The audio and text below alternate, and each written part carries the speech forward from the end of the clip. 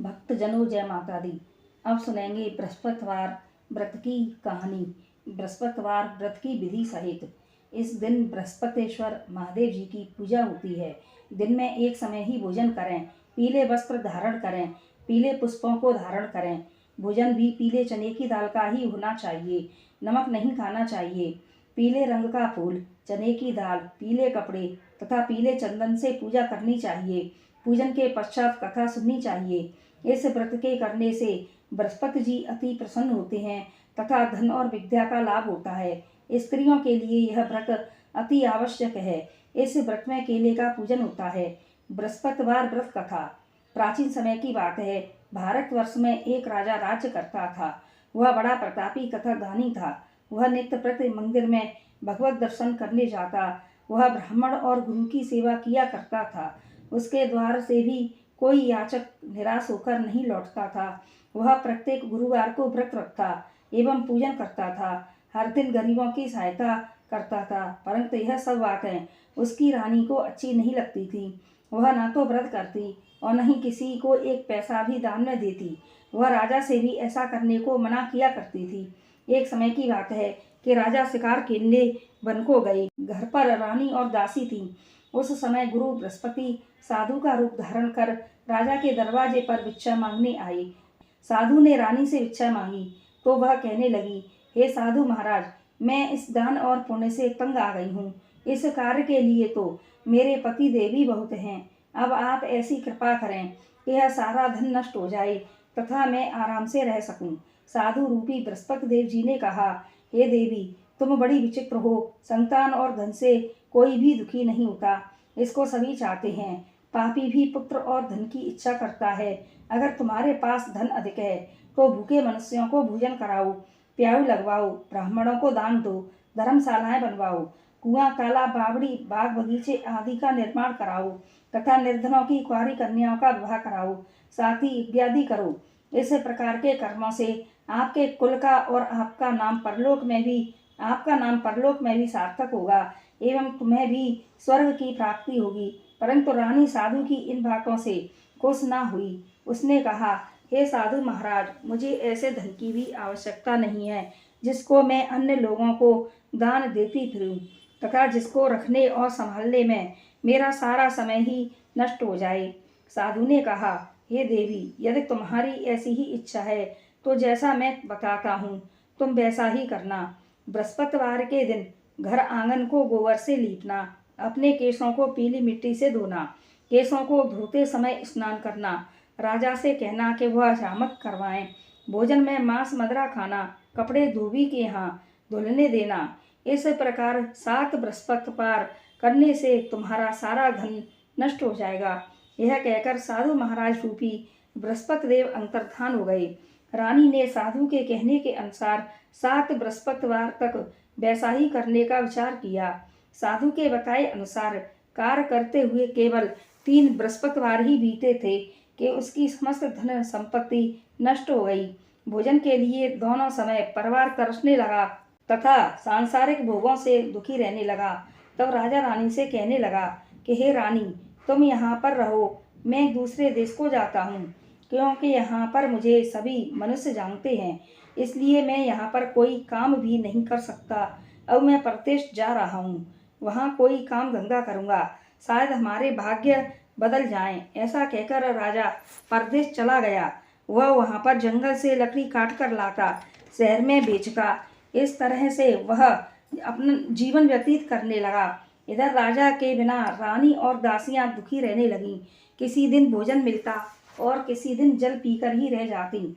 एक समय रानी और दासियों को 7 दिन बिना भोजन के व्यतीत हो गए तो रानी ने अपनी दासी से कहा, हे दासी, यहाँ पास ही के नगर में मेरी बहन रहती है, वह बड़ी धनवान है, तू उसके पास चली जा और वहाँ से 5 शेर बेजर मांग कर ले आ, जिससे कुछ समय के लिए गुजारा हो जाएगा। दासी रानी की बहन के पास गई। रानी की बहन उस समय पूजा कर रही थी। बृहस्पतिवार का दिन था। दासी ने रानी की बहन से कहा कि हे रानी, मुझे आपकी बहन ने भेजा है, मुझे 5 शेर बेजर दे दो। दासी ने यह बात अनेक बार कही, परंतु रानी की बहन ने कोई उत्तर नहीं दिया। क्योंकि वह उस समय बृहस्पतिवार की कथा सुन रही थी। जब दासी को रानी की बहन से कोई उत्तर नहीं मिला तो वह बहुत दुखी हुई। उसे क्रोध भी आया।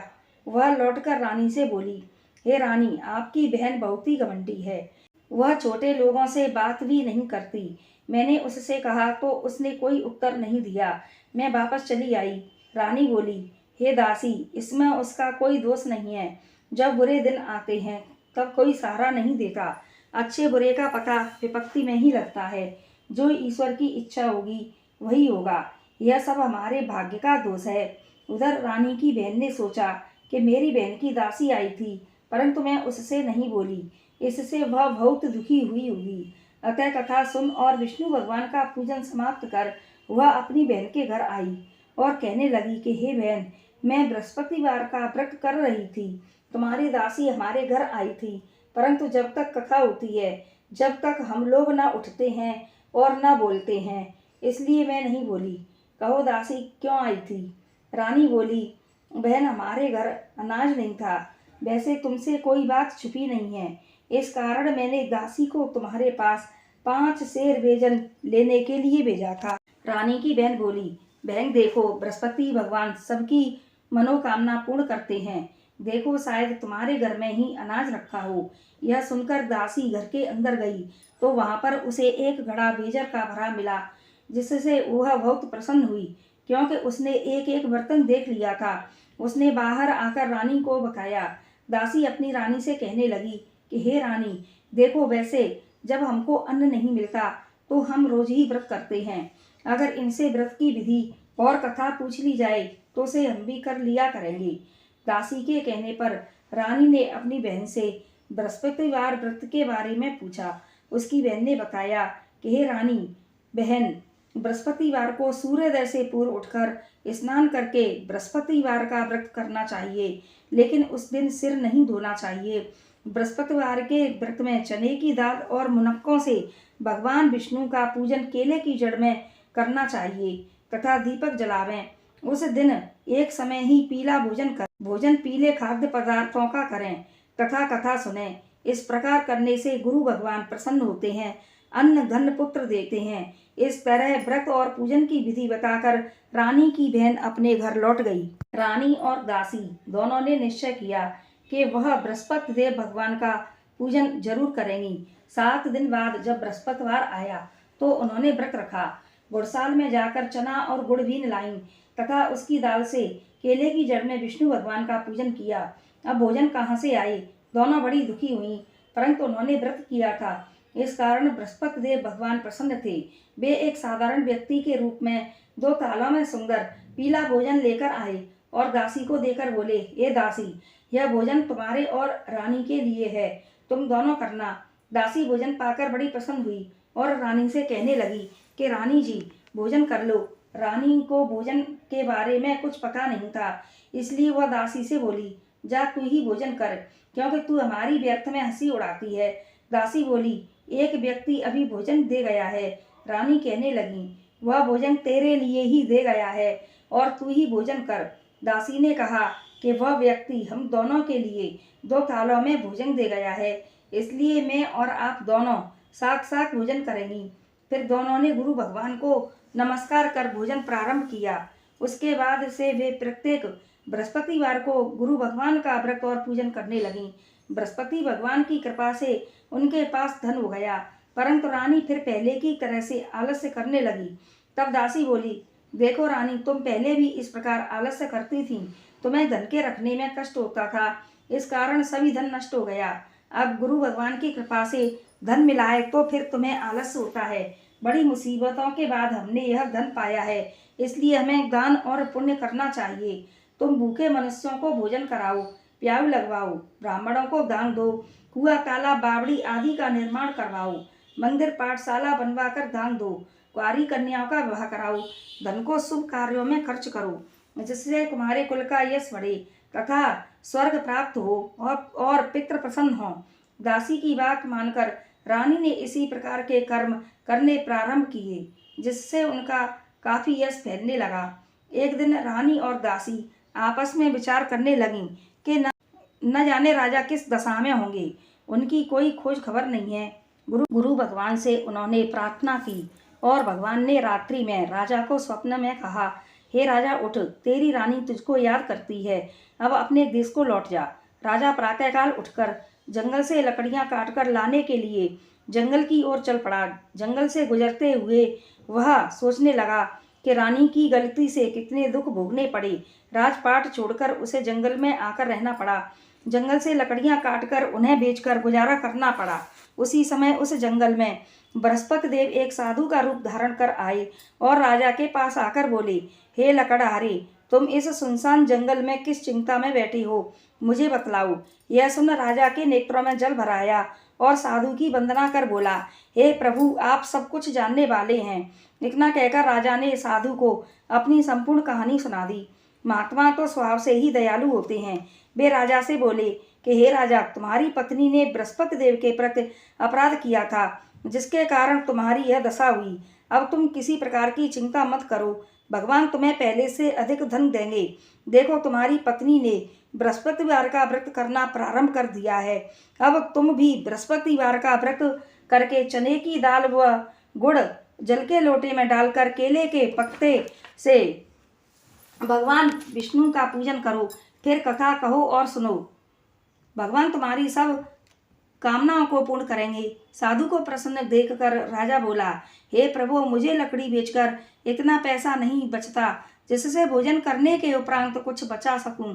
मैंने रात्रि में अपनी रानी को व्याकुल देखा है। मेरे पास कोई साधन नहीं जिससे समाचार जान सकूं।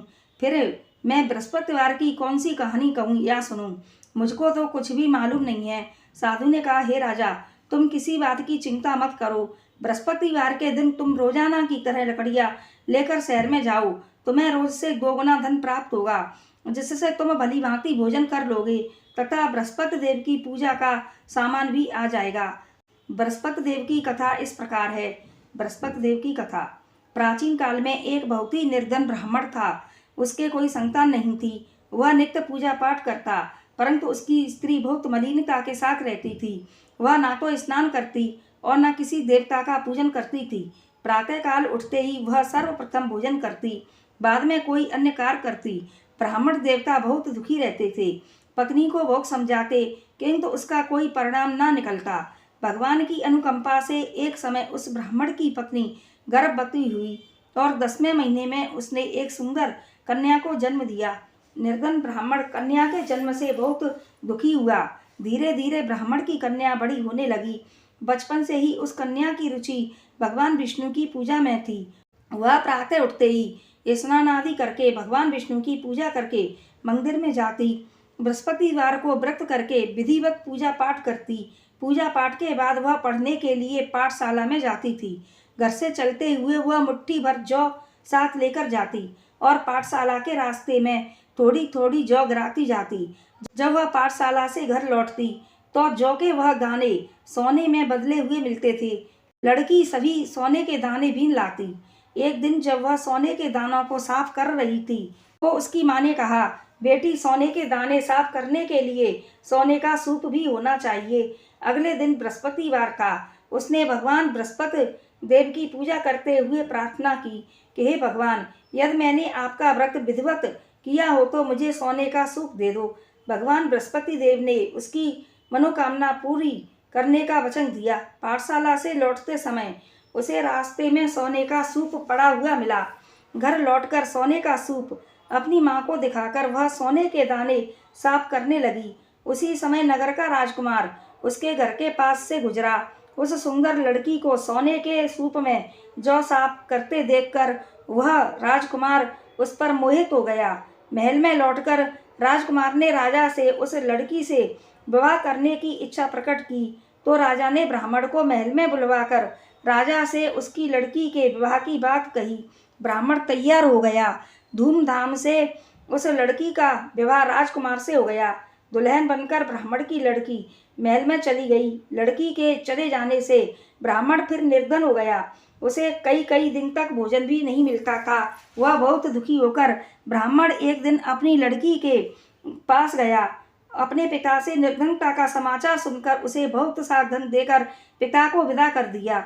उस धन से ब्राह्मण के कुछ दिन तो आराम से गुजर गए, लेकिन जल्दी ही फिर भूखा मरने की हालत हो गई। ब्राह्मण अपनी लड़की से धन लेने के लिए फिर महल में पहुंचा।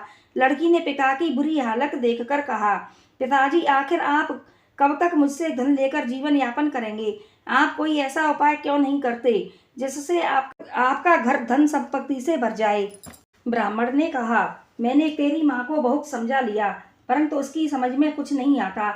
उसका फूहड़पन नष्ट हो तो घर की निर्धनता भी दूर हो जाए। तब कुछ सोचकर लड़की ने पिता से कहा, पिताजी, आप कुछ दिनों के लिए माँ को मेरे पास छोड़ जाओ। तब कुछ सोचकर ब्राह्मण पत्नी को लेकर लड़की के पास महल में छोड़ आया। लड़की ने अपनी माँ से कहा, माँ, तुम प्रातःकाल उठकर स्नान आदि करके भगवान बृहस्पति देव विष्णु जी की पूजा अवश्य करना। पूजा करने से तुम्हारी निर्धनता अवश्य दूर हो जाएगी। लेकिन उसकी माँ ने उसकी कोई बात नहीं मानी। तब क्रोधित होकर लड़की ने अपनी माँ को एक कक्ष में बंद कर दिया। सूर्योदय के समय माँ को उठाकर जबरदस्ती उसे स्नान कराया और फिर मंदिर में ले जाकर भगवान बृहस्पति देव की पूजा कराई। कुछ दिनों तक ऐसा करने से माँ की बुद्धि में परिवर्तन हुआ और वह स्वयं बृहस्पतिवार का व्रत रखने लगी। उसके व्रत रखने से ब्राह्मण के घर में भगवान विष्णु की अनुकंपा से धन की वर्षा होने लगी। दोनों पति पत्नी धन संपत्ति पाकर आनंद पूर्वक जीवन यापन करते हुए विष्णु धाम को चले गए। लकड़हारा बने राजा ने उन साधु से भगवान बृहस्पति देव की यह कथा सुनकर बृहस्पतिवार का व्रत करके भगवान विष्णु की पूजा की। उस दिन से उसके सभी कलेश दूर हो गए। लेकिन अगले बृहस्पतिवार को कामकाज में अधिक व्यस्त रहने के कारण उसने भगवान बृहस्पति देव जी का व्रत नहीं किया। भगवान बृहस्पति देव लकड़हारे से क्रोधित हो गए और उसे भूल की सजा दी। उस दिन नगर के राजा ने नगर में घोषणा करके सबको सूचित किया, प्रत्येक नागरिक मेरे महल में भोजन करने आए। जो नहीं आएगा उसको अपराधी मानकर दंड दिया जाएगा।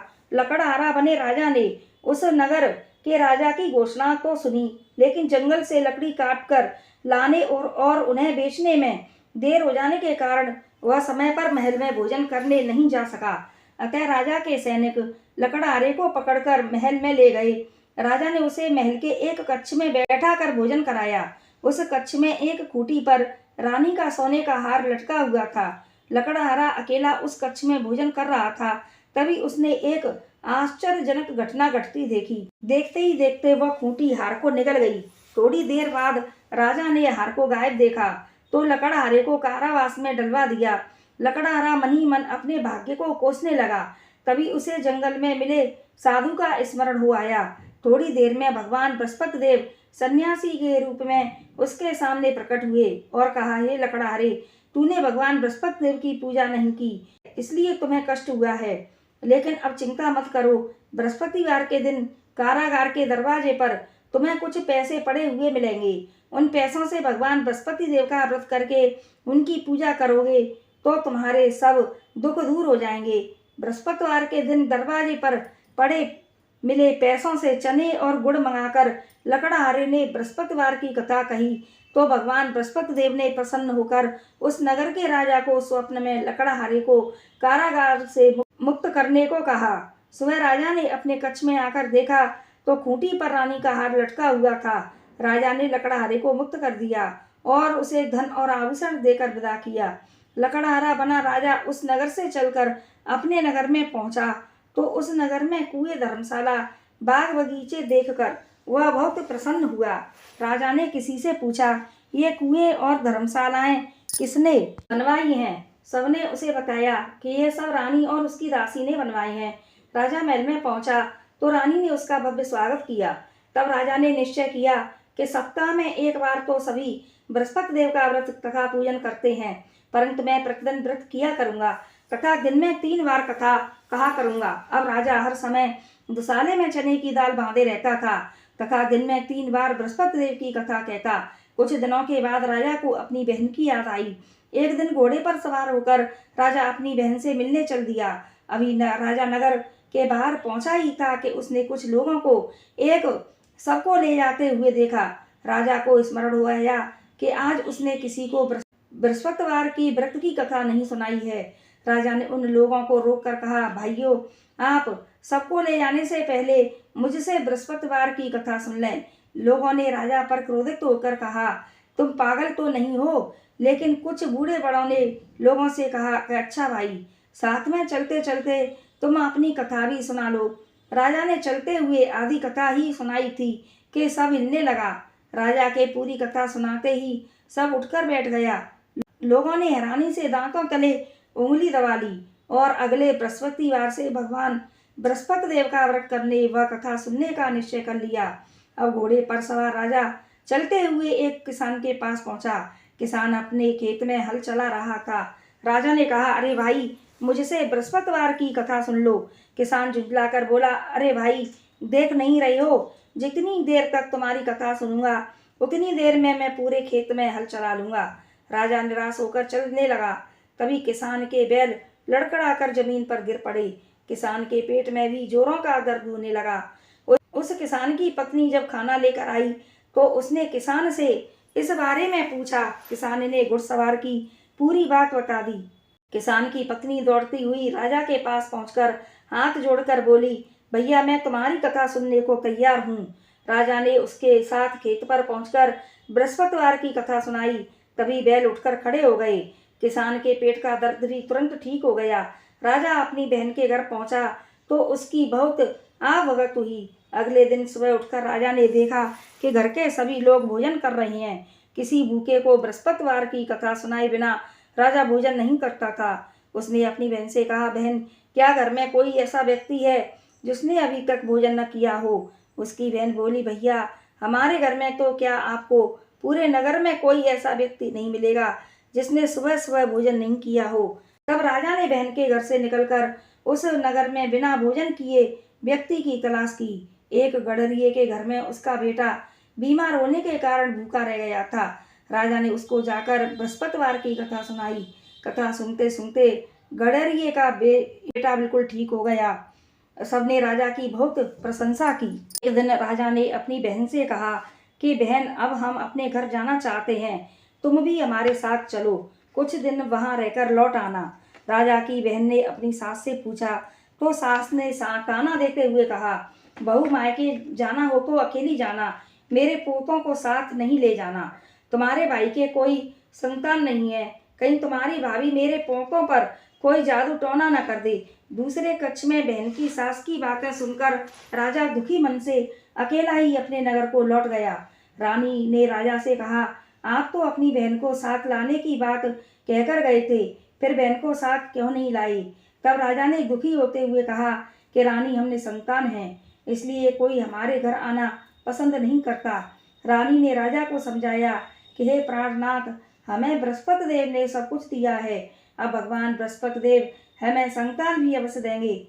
बृहस्पतिवार को विधिवत व्रत करते हुए राजा रानी ने भगवान बृहस्पति देव से संतान के लिए प्रार्थना की। कुछ दिनों के बाद उन्होंने स्वप्न में दर्शन देते हुए कहा कि हे राजन, तेरी मनोकामना अवश्य पूरी होगी। एक सप्ताह बाद ही रानी गर्भवती हो गई।